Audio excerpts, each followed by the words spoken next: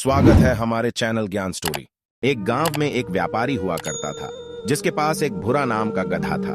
उस गधे में एक खासियत ये था कि वो इंसानों की तरह बात करता था, लेकिन व्यापारी उस भूरा नाम के गधे से बहुत ज्यादा काम करवाता था। इतना काम करने के बावजूद भी भूरा अपने मालिक से काफी प्यार करता था, जबकि उसका मालिक भूरा को खाना भी कम देता था। भूरा के माँ बाप भी उसी व्यापारी के यहाँ काम करते थे। उस व्यापारी की एक छोटी सी बेटी थी जिसे भूरा स्कूल छोड़ने के लिए ले जाता था और वापस घर भी लाता था।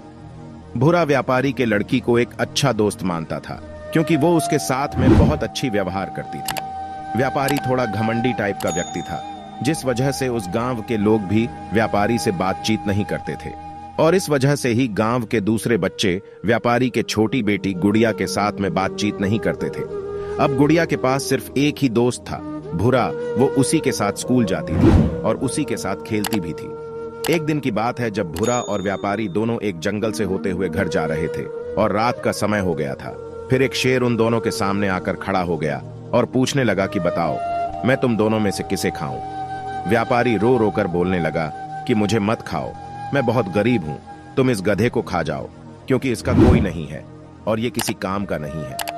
शेर ने व्यापारी को जाने के लिए बोला और फिर व्यापारी वहां से भागने लगा। इतना में वो शेर एक देवी का रूप ले ली, क्योंकि वो शेर नहीं बल्कि एक देवी थी, और वो भूरा से बोलने लगी कि तुम जिसे अपना मालिक समझते हो, जिसका जान बचाने के लिए अपना जान दांव पर लगाए, वो तुम्हारे लिए कुछ भी नहीं सोचता है।